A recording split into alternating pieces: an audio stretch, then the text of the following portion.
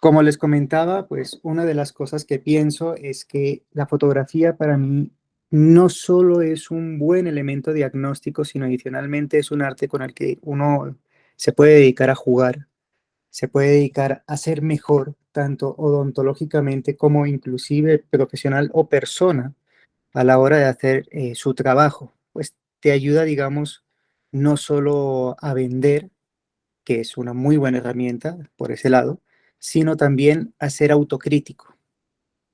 Entonces, vamos con la charla, que es una charla que habla de las claves para una buena fotografía dental. Son varios tips o varias claves importantes que considero que todo el mundo en los cursos por lo general me las hace y las vengo aquí a reunir un poquito. No es tanto esta una charla para aprender a tomar una foto desde cero, sino para solucionar esas dudas a esas personas que han querido verse inmersas en este mundo de la fotografía y que quizá han tenido dificultades por estos pequeños detalles que ojalá estos tips les funcione y les ayude mucho. Vamos a empezar con el típico que todo el mundo me pregunta todos los días por Instagram y pues está muy bien eso, en verdad, me encanta poder contestar esas preguntas, que es la elección del equipo fotográfico adecuado. La pregunta que me suelen hacer es, Doc, ¿qué cámara me compro o qué puedo usar como cámara? Si puedo usar el teléfono móvil o celular o si puedo utilizar, no sé, la nueva EOS R5, la Sony Alpha 7, si con una T3 me funciona bien. Entonces, hablemos un poquito de lo que sería las cámaras fotográficas que hay, un pequeño repaso para ponernos en contexto. La primera que se podría considerar sería el teléfono móvil, como se dice en España, o celular, como se dice creo que en todos los países de Latinoamérica, y es realmente una herramienta extremadamente buena. ¿Por qué? Porque literalmente el teléfono te ayuda a tomar fotos, tomar videos en realmente una muy buena calidad. Además, pues te sirve para tener las aplicaciones que uno quiera, hacer llamadas, enviar textos, o sea, sirve para todo el celular. Es una herramienta que yo pensaría que a día de hoy no podemos dejar de usar. Pero si nos enfocamos en el nivel de fotografía, tiene varias limitantes, sobre todo a nivel de fotografía profesional. ¿Cuáles son estas? Lo primero de todo es que es una cámara única, o bueno, la mayoría de celulares tienen entre dos, tres o cuatro cámaras. Si uno se fija cuando, por ejemplo, abre la pantalla de fotografía, se da cuenta que justo antes del menú de abajo suele haber unos números que dice por uno, por 0.5, por 2, por 3. Esas son las cámaras. ¿Qué significa? Si utilizas, por ejemplo, la por uno es la cámara estándar, si utilizas, por ejemplo, la 0.5 es la cámara que te amplifica el máximo posible, un tipo como de ojo de pez que se llama, y la por 2 es la que se suele llamar la macro. ¿Cuál es la otra limitante que tiene el teléfono celular? Es que los accesorios, aunque existen, no funcionan de una manera tan óptima, como por ejemplo en una cámara profesional o una cámara inclusive amateur. Otra cosa importante es que, sobre todo con las luces, y este es un fallo muy común que he visto, sobre todo en las personas que se quieren meter en la parte de fotografía y sobre todo con fotografía móvil, es que quieren utilizar flashes y los teléfonos móviles no son muy buen elemento compatible con los flashes, sino tienen que ser con luces continuas. Ejemplo, como una linterna. Una linterna es una luz continua. Un flash es una luz que genera un destello. Entonces, lo que necesitamos son luces continuas para iluminar la zona y que la cámara del celular se adapte y nos dé la mejor imagen posible. Lo otro, que es lo más común de ver, son las cámaras reflex, que son las tanto semiprofesionales como profesionales. Existen varias, aquí puse por ejemplo de la línea Canon o de la marca Canon diferentes calidades. Está por ejemplo la SL3 a la izquierda, es una cámara reflex de baja calidad, pero que nos va a ayudar a tomar fotografías muy buenas también. Está la T7, que es una cámara amateur, normal, la 6D Mark II, que es una cámara profesional. Si habláramos de encargos, estaríamos hablando, no sé, eh, que la SL3 es el Twingo y que la D5 Mark IV, que es la última de la derecha, es el Ferrari. Lo demás son intermedios. Pongamos que, no sé, un Mitsubishi y un Audi, como por colocar marcas de carros, sin deferir ni hacer cosas de como la canción que sacó Shakira, ¿no? Obviamente. Pero ¿qué es importante de estas cámaras? Porque hay mucha gente que me dice, entonces me voy a comprar la más cara de las cámaras reflex. Pues siendo sinceros, no es necesario, porque ahí depende mucho de qué tipo de sensor quieras. Y el tipo de sensor es el elemento con el que vas a poder capturar la imagen, pero adicionalmente con el que vas a poder tener un tamaño de impresión mejor o peor, o más bien dicho, más pequeño o más grande. Ahí lo que uno debería pensar es en dónde quiero mostrar la imagen que he capturado. Por ejemplo, muchos de los que vienen a los cursos nos dicen, yo solo quiero las imágenes para publicarlas en Instagram, en Facebook, en TikTok, y está bien, no es algo malo, simplemente pues es, cada uno puede hacer lo que quiera con esas imágenes. Yo te recomendaría de que no compres una cámara completamente profesional porque va a ser sobrecostosa y no se va a utilizar al nivel que realmente pues, se podría dar. ¿Por qué? Porque el tamaño de impresión que te da una pantalla de celular es muy mínimo y adicionalmente esas aplicaciones por lo general renderizan las imágenes para que se puedan ver de forma óptima y que no se trabe la aplicación, porque si no sería muy molesto y muy lento de ver, por ejemplo, Instagram, que es pura imagen y puro video. Entonces, ¿cuál sería la recomendación si uno simplemente quiere subir posts y cosas así? La T7, por ejemplo, la T7i, la T8i de Canon sería fantástico y más bien invertirle a los otros elementos como el lente o como los flashes, que ahí sí podría generar otro sobrecosto. En cambio, si uno quiere, por ejemplo, hacer una charla en un televisor o en un congreso, sí sería más recomendable utilizar cámaras como la 5D Mark IV o Mark V. ¿Por qué? Porque esa sí te va a permitir tener una imagen extremadamente grande y nítida, cosa que las otras no te van a permitir. Una de las cosas importantes de la cámara reflex es que tiene lentes intercambiables. Justamente ese es el motivo de ser reflex. Eh, ¿Qué es importante de los lentes? Hay que saber de que el lente ideal para fotografía odontológica es el que diga lente macro. No pasa nada si es un lente 50, 60, 70, 80, 85, 90, 100 o 105. Cada uno tiene sus ventajas y sus desventajas, pero lo más importante es que sea macro, porque esa función nos va a permitir acercarnos al objeto y poder enfocar, porque a la larga lo que nos interesa es que la imagen salga con mucho detalle. Y las nuevas cámaras que hay a día de hoy, que son las mirrorless, que son unas cámaras completamente digitales que no tienen una parte que tiene la cámara reflex que se llama pentaprisma, y eso lo que hace es que pues también sea bastante más ligera. Un dato importante, la mayoría de casas comerciales a nivel de cámaras se están dando a únicamente generar cámaras mirrorless, o sea que esto ya no es el futuro, ya es el presente. Canon dijo que exceptuando la gama semiprofesional, la gama profesional ya no la va a fabricar más y eso no es desde este año, es desde el año pasado, inicios del año pasado. Entonces, pues hay que tener eso en cuenta. ¿Por qué? Porque la mayoría de adaptadores, tanto para lentes como para flashes de las cámaras mirrorless, son diferentes al de las cámaras reflex.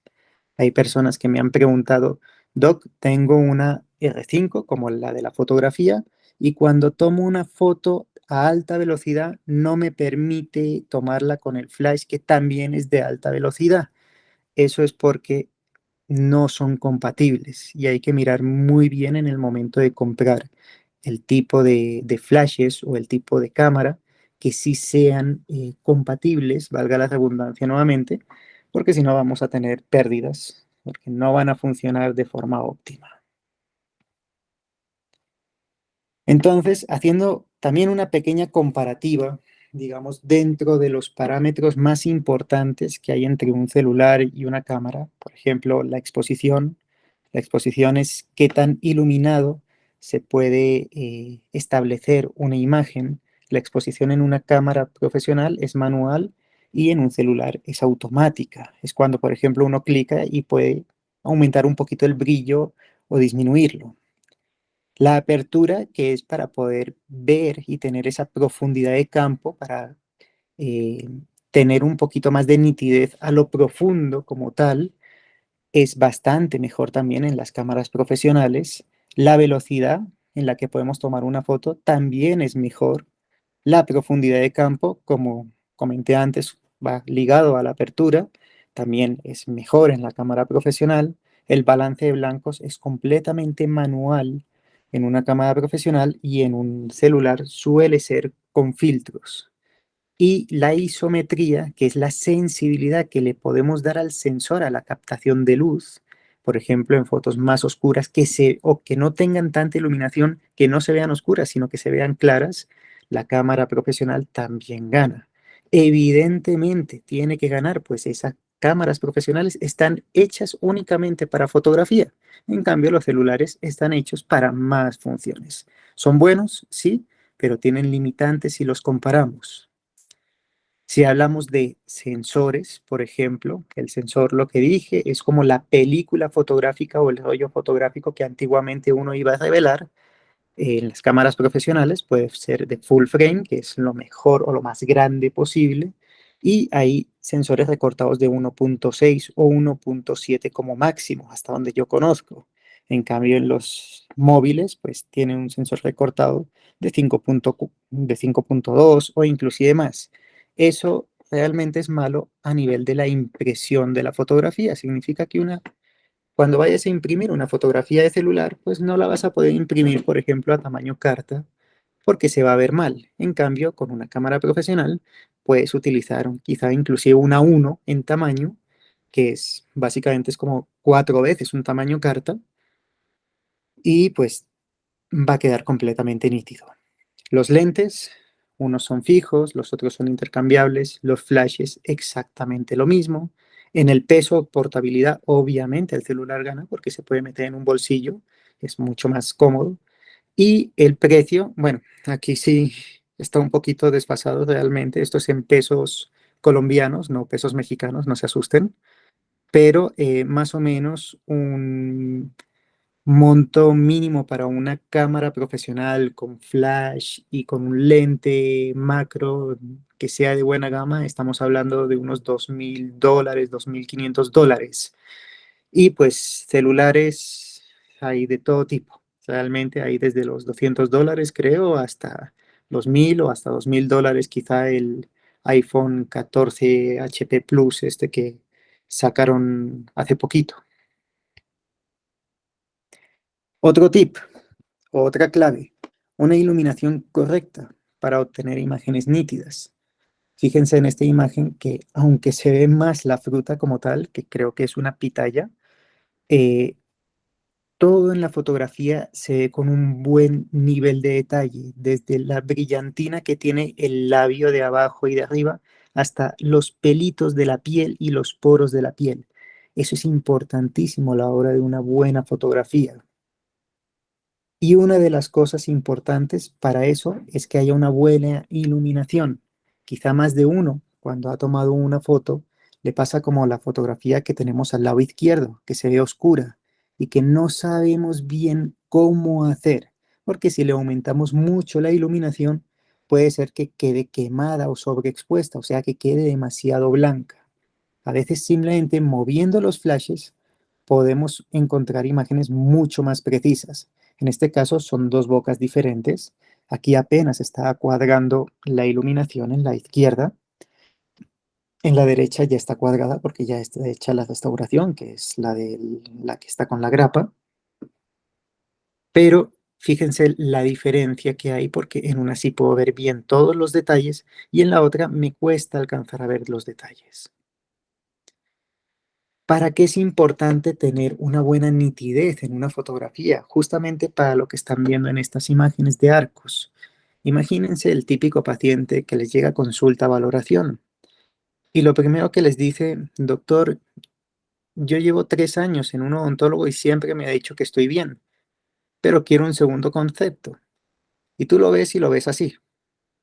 Y lo primero que dices o que piensas, yo creo, es o el paciente me está mintiendo o el odontólogo algo mal hizo, ¿no? Porque pues evidentemente si uno ve estas fotografías, piensa en que esto es un caso multidisciplinar, necesita ortodoncia, necesita periodoncia, necesita rehabilitación, necesita implantes, necesita muchas cosas.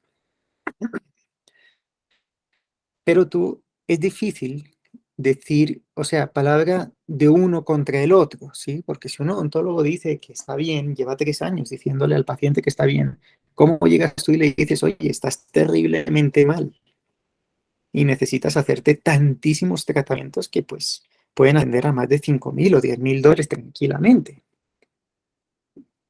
Una buena fotografía te va a ayudar a explicar eso. Por ejemplo, decirle, oiga, señor paciente, tiene estas restauraciones en mal estado, tenemos esta corona del premolar superior que pues no empata en color, vemos que las encías en la corona también están rojizas o moradas, seguramente es porque hay desadaptación, hay cálculos hasta en palatino, o sea, todo eso es una buena manera de no solo diagnosticar, sino de hacer entender al paciente y tener una muy buena comunicación con él.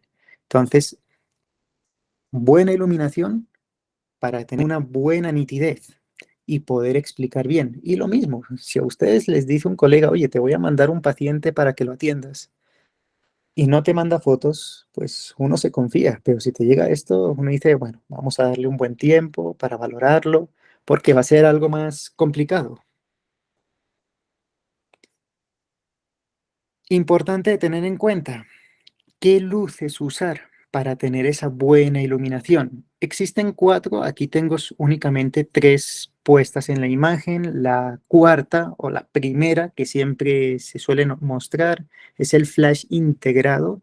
Es un flash que yo personalmente recomiendo no usar, que es el que suele tener algunas cámaras semiprofesionales que cuando pues, hay poca iluminación se levanta y está incorporado en la propia cámara. El problema es que es muy fuerte y por la ubicación en la que está genera muchas sombras, así que no lo recomiendo.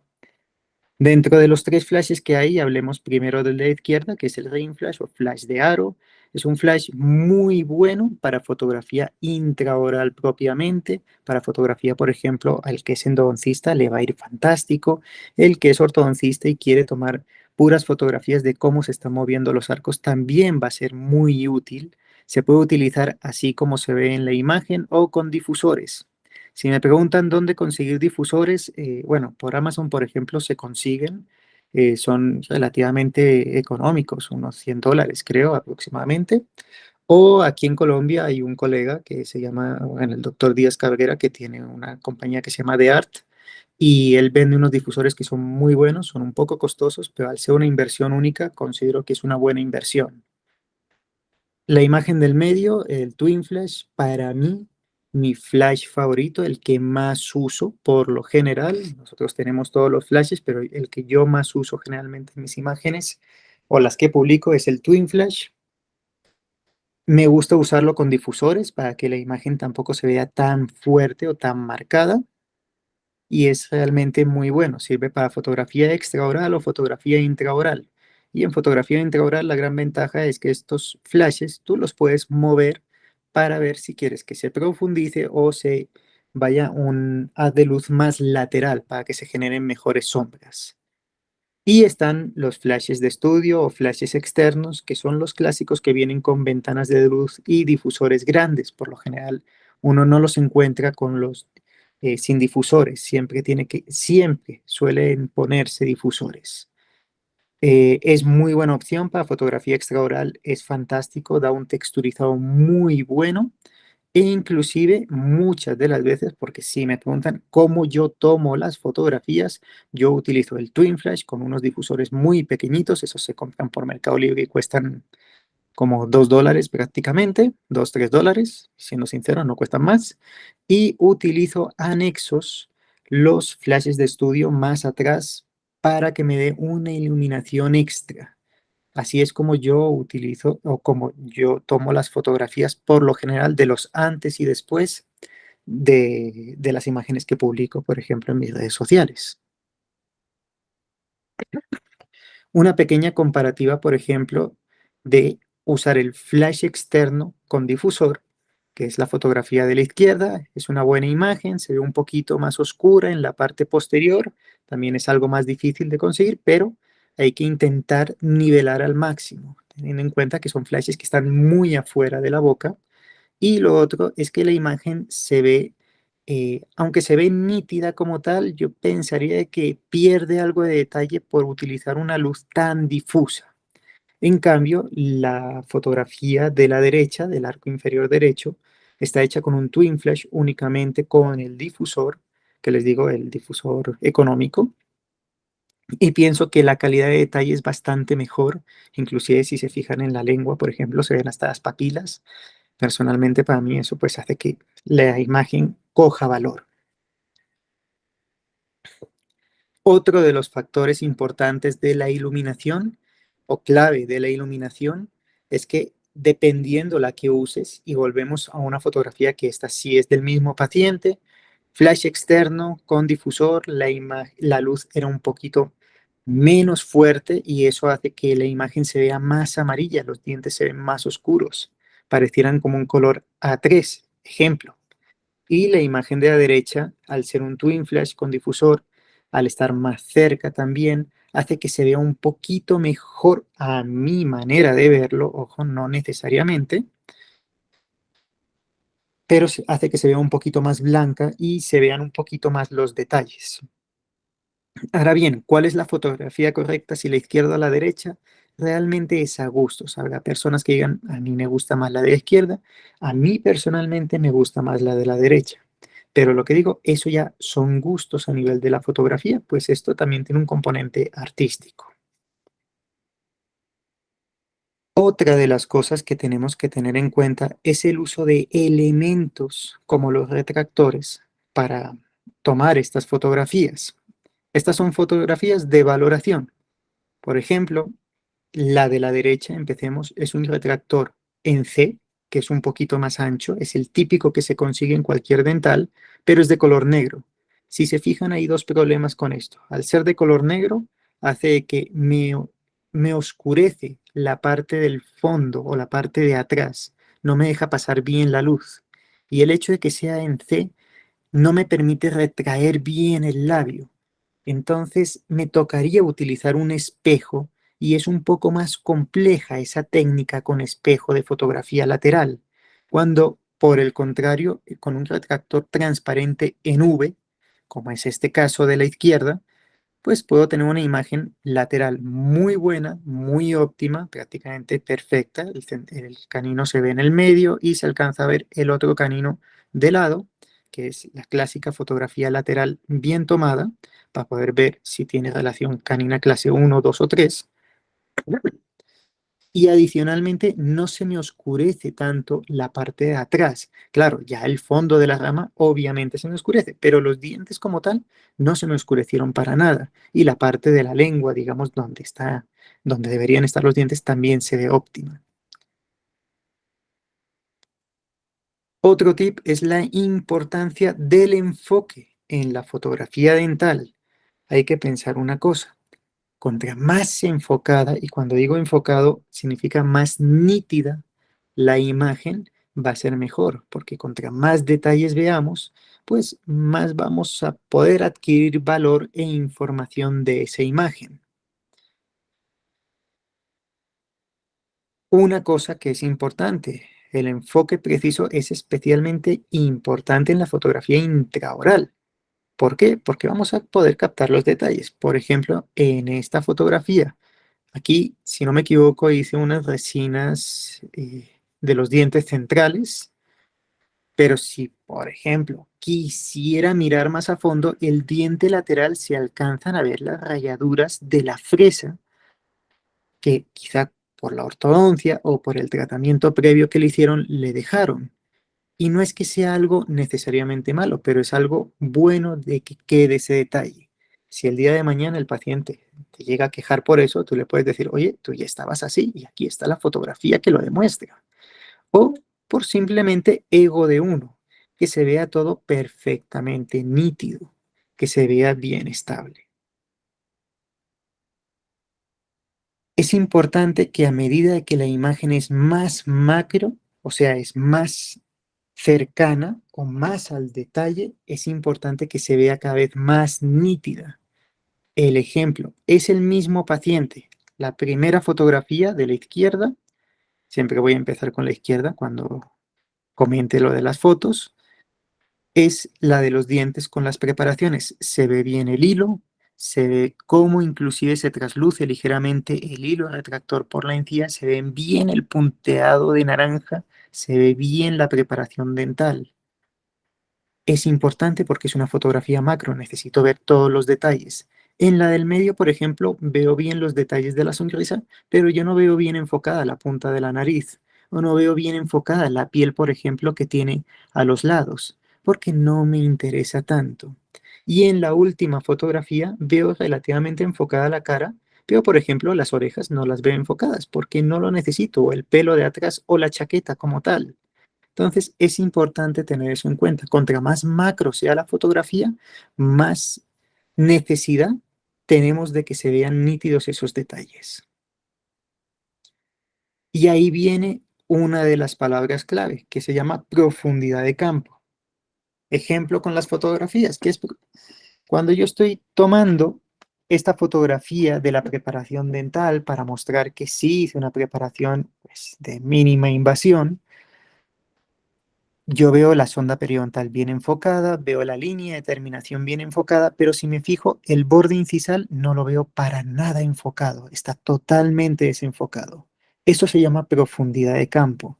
¿Qué tan profundo yo puedo enfocar una distancia lejana y una distancia cercana? ¿Sí? Eso es importante que se tenga en cuenta. Diferente, por ejemplo, a la fotografía de al lado con el aislamiento donde yo veo la grapa bien enfocada, pero también veo el premolar bien enfocado. Y estoy seguro que la distancia entre el premolar y la grapa es mucho mayor a la del borde incisal de este central a la línea de terminación. Entonces, eso es profundidad de campo y yo eso lo puedo modificar en la cámara. Y es importante hacerlo para también mostrar dónde quieres que la persona que vea esta imagen vea esos detalles. ¿Cómo lo podemos hacer? Lo podemos hacer manipulando una cosa que se llama diafragma o lo que encontramos en la cámara como la función F, que es la que está en el menú de opciones, por lo general, al menos en Canon, arriba en el centro de todo. ¿Cómo se puede hacer? Subiendo o bajando esa F. Contra más alta sea, más cerrado es. Y contra menos número sea, por ejemplo, un F2, es que el diafragma o el ojo del lente está totalmente abierto y solo va a enfocar una parte en concreto, pequeña, en la distancia. En cambio, cuando esa F es un número alto, ejemplo 25, 29 o 32, va a enfocar mucho más tanto lo cerca como lo lejano. Para ponernos en contexto, va a enfocar el central y la cordal exactamente igual y eso hace que el ojo del lente se haga un poquito más pequeño. Importante.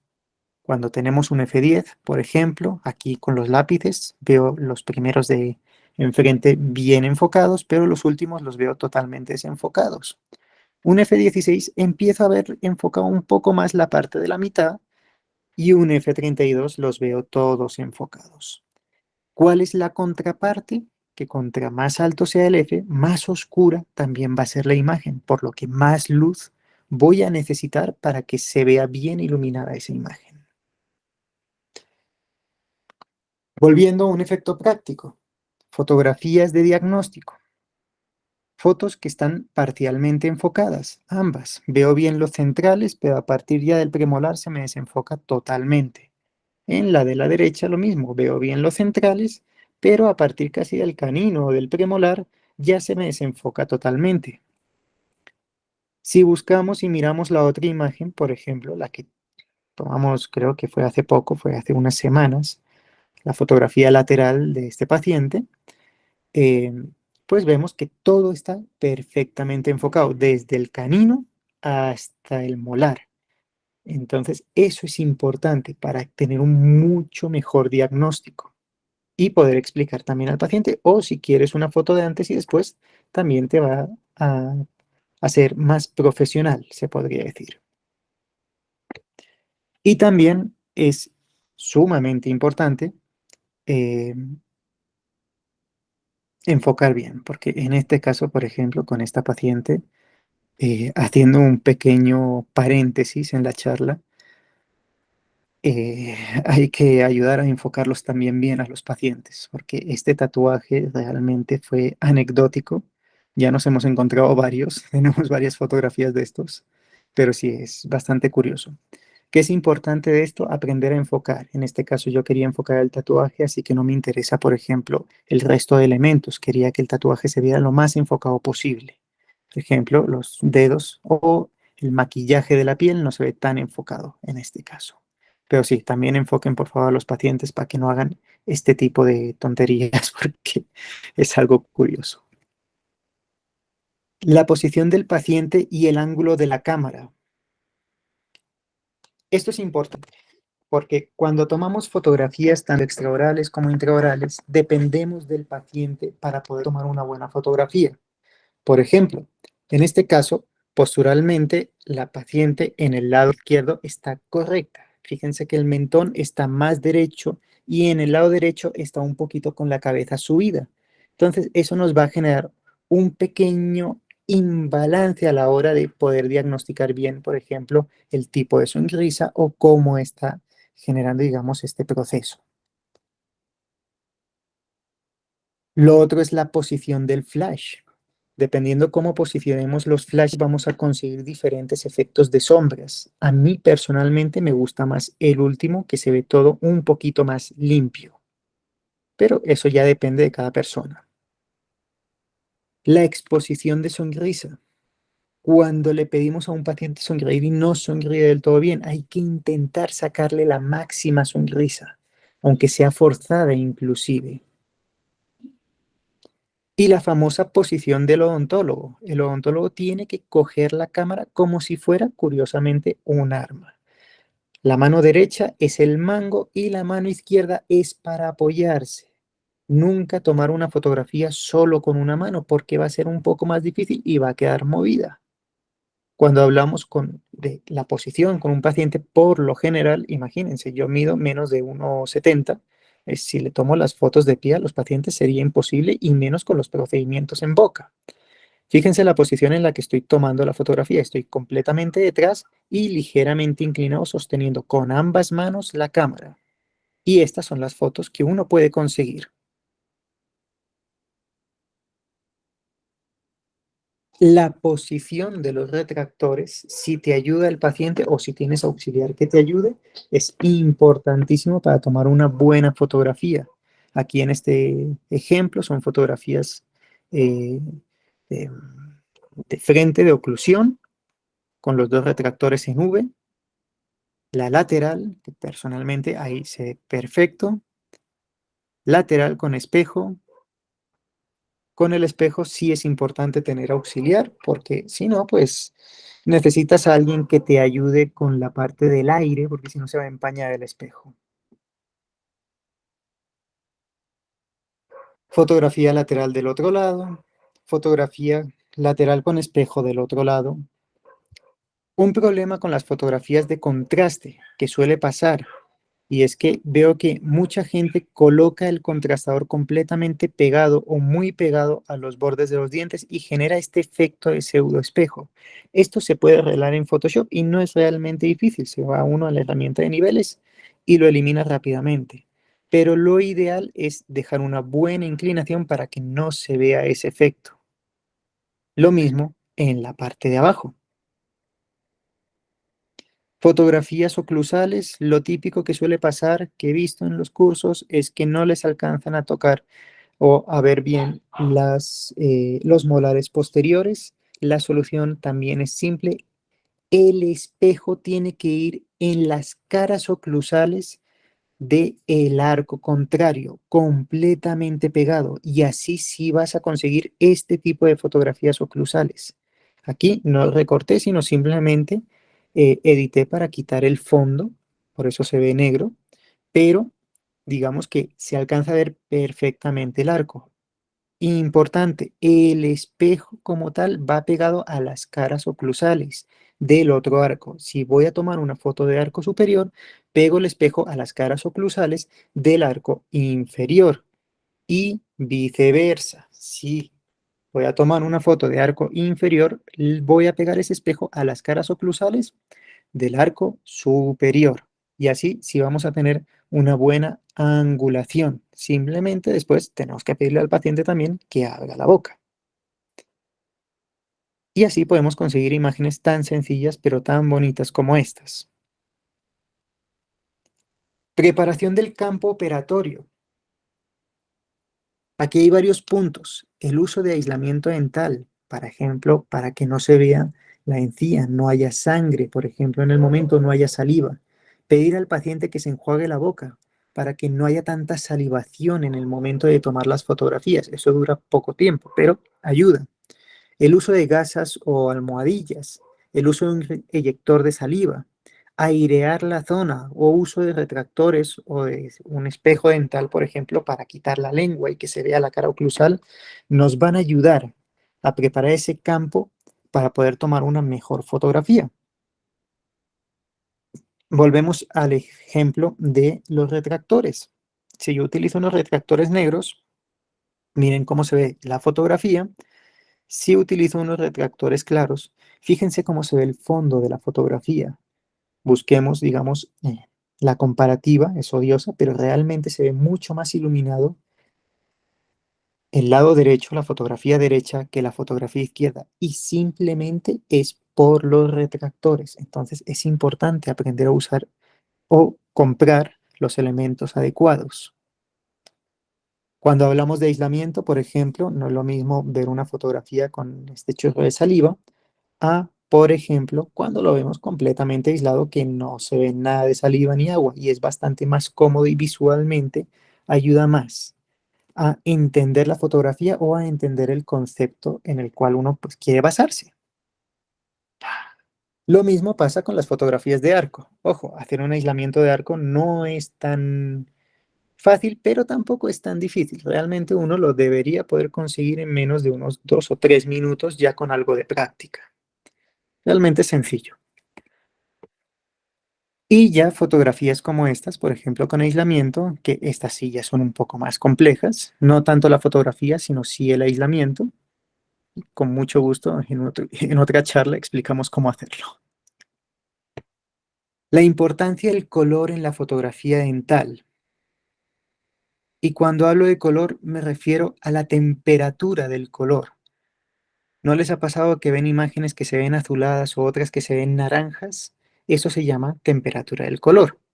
Y la temperatura se da con una letra que se llama la letra K, que es de Kelvin, y eso lo tenemos en las cámaras o en los celulares inclusive, y lo podemos modificar. Es importante tener en cuenta de que si vamos a utilizar un patrón de fotografías con una temperatura, pues mantener el mismo patrón. No decir que, por ejemplo, la de 7000K, por ejemplo, eh, es el antes de un blanqueamiento y que la de 3200 es el después de un blanqueamiento. Sería bastante pues feo decir eso. Y curiosamente eso es lo que encontramos en redes sociales a veces. Entonces eso no se debe hacer, sino simplemente controlarlos.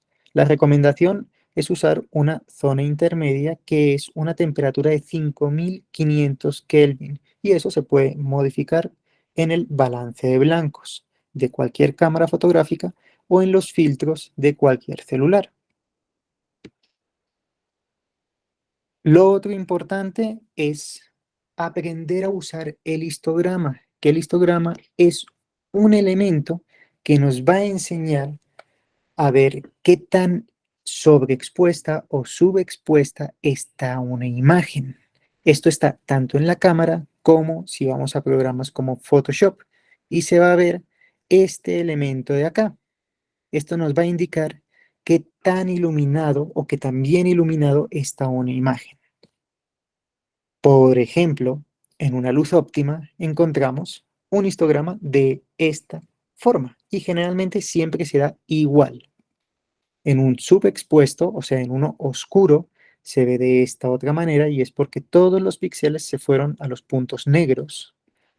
Y sobreexpuesto, que es sobreiluminado, es que los puntos negros casi ya no tienen nada y todo se basa entre los grises y los blancos, como se ve en la imagen. Importante controlar esto. Es un poquito ya más avanzado, pero sí es bueno tener en cuenta esto para que el patrón de tus imágenes siempre se vea similar, sobre todo de la misma secuencia o del mismo paciente. Y técnicas para obtener una buena composición en una fotografía dental. Por ejemplo, si nosotros tenemos al sujeto de frente y ponemos los flashes ligeramente perpendiculares y enfrente del paciente, podemos conseguir fotografías tan bonitas como esta. Es algo muy simple. Volvemos a lo mismo. ¿Cómo tenemos las luces? ¿Y cuál es la fotografía que conseguimos? Son fotos tomadas con una Canon T5, así que no es necesario tener una cámara súper profesional. La T5 es una cámara amateur y ya bastante desactualizada. Fijémonos, por ejemplo, en las ubicaciones donde tenemos los flashes. Estamos tomando una foto lateral donde los flashes están a unos 45 grados del sujeto en este caso, y en la otra, uno de los flashes está completamente detrás del sujeto. Lo que va a pasar es que en una el fondo se ve completamente blanco porque está el flash viéndose y en el otro se ve negro porque está una pared de color blanca, pero al no ser iluminada se ve oscura. También con esa misma composición podemos conseguir fotografías como esta, que fue una de cepillos Curaprox que hicimos y pues fue bastante bonita. Fotografías como esta que era la que teníamos en la portada de la presentación. Fotografías de las locuras de los pacientes con los piercings. A mí me asombra, digamos, estas cosas como perforarse una lengua. Pero también podemos hacer fotografías de producto que se vean muy limpias, como explicar cómo un lente cerámico es así de delgado. O para los amantes de la cirugía, tenemos también este tipo de fotografías y es tan simple como poner el flash detrás del objeto. Para endodoncia, a los que les gusta el aislamiento con las telas de caucho de colores raros, en este caso esto era un globo, o una bomba, como dicen aquí también en Colombia. Fotografías simples, que es como generalmente estoy. Imaginémonos que el paciente está acostado en su unidad, aquí en el diagrama, y podemos conseguir fotos como esta, que son la foto oclusal clásica. O podemos conseguir fotos del paciente de frente, que son personalmente muy bonitas y entretenidas. Ojo, estas fotografías después les volvemos a colocar las gafas, porque aquí, por ejemplo, ya tenía un pedacito de algo que hubiera podido caerle en el ojo. Entonces, siempre con la protección adecuada y con las gafas de protección al paciente.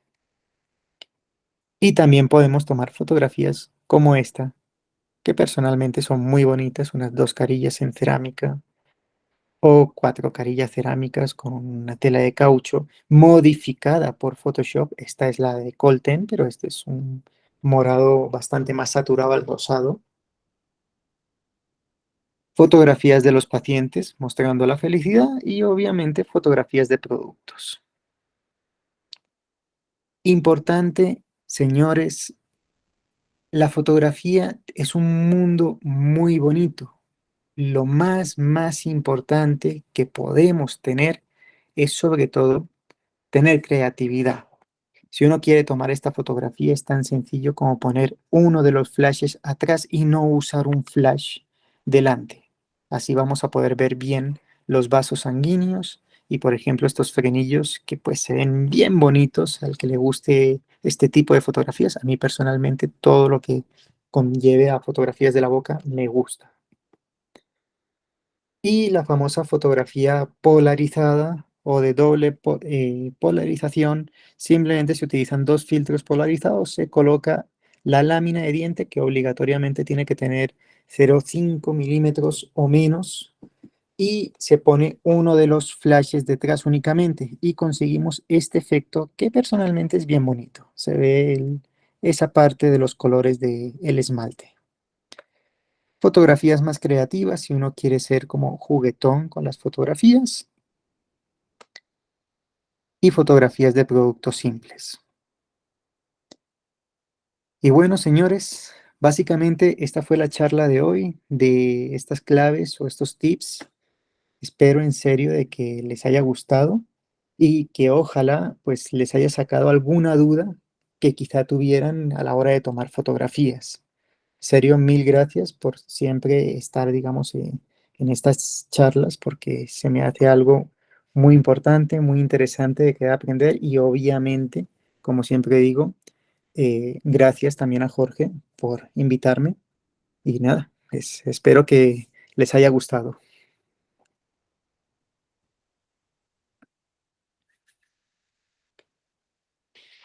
No, hombre, al contrario, amigo, muchas gracias a ti por tu gran ponencia, te felicito nuevamente. Muchas gracias por tu tiempo.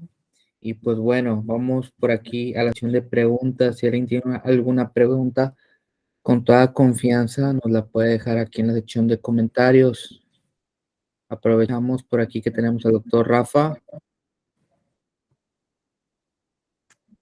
Y pues bueno, sí, sumamente agradecido, hermano, por tu apoyo, por tu disponibilidad. Recordamos que el doctor Rafael Osma es el segundo conferencista de mi serie de webinars de este año y esperemos que siga participando muchas pláticas más y por qué no algún día lo traemos a la ciudad de Monterrey, Nuevo León, Qué bueno, ojalá algún día, claro que sí. próximamente. Bueno, pone por aquí, gracias por la plática, muchas gracias a ustedes por asistir, muchas gracias por su tiempo, la verdad que les agradezco su apoyo, tanto al doctor Rafael Osma como a su servidor, a mi página. Muchas gracias también por estar al pendientes ahí del contenido que subimos. Y pues recordemos que Odontology Student es por y para ustedes, siempre con el objetivo de que aprendan, ¿verdad? Me da mucho gusto por ahí los doctores, excelente presentación. Muchas gracias, Doc. Y muchas felicidades al doctor Rafa Osma. No, Muchas felicidades, muchísimas colega. gracias siempre a Muy buena ustedes. fotografía, todo muy completo. Perfecto. Qué bueno, fantástico. Excelente. Por aquí yo veo que todo quedó excelente, claro. ¿Algún libro que recomiende para leer más sobre fotografía, Doc? Me pregunto. Sí, hay un libro que es muy interesante, es del doctor Miguel Ortiz, se llama LIT, son protocolos de fotografía dental. Eh, yo lo he conseguido en inglés, se puede conseguir, a ver, yo recomiendo comprarlo, yo lo tengo en inglés, no lo tengo en español, pero creo que ya se consigue en español. Y la verdad considero que es uno de los mejores libros, sobre todo nuevos, que están bien orientados para tomar muy buenas fotografías, tanto a nivel de marketing como a nivel de fotografía diagnóstica clínica. Se llama LIT Protocolos de Fotografía Dental del doctor Miguel Ortiz. Excelente, doctor. Bueno, pues ya escucharon al doctor Rafa. Si alguien tiene alguna otra duda o pregunta, con todo gusto en la sección de comentarios. Si no, pues para dar por finalizada esta charla. Y por qué no, también coméntenme por aquí qué más les gustaría saber. Por ahí vi que alguien me levantó la mano. Ok, doc. Perfecto. Ahí escribí un segundito lo del nombre que me lo preguntaron por el chat, si podía como deletrear el nombre, ahí está en los comentarios. Excelente, doctores. Bueno, si no hay más dudas, preguntas o comentarios, pues por nuestra parte sería todo. Les recomiendo que sigan nuestras páginas, tanto la del doctor Rafael Osma como la de su servidor, para seguir con este tipo de contenidos, ¿verdad? Que tengan una muy bonita noche. Y pues bueno, doctor Rafa, muchas gracias. Que tengas una excelente noche de miércoles. Muchísimas gracias, Doc.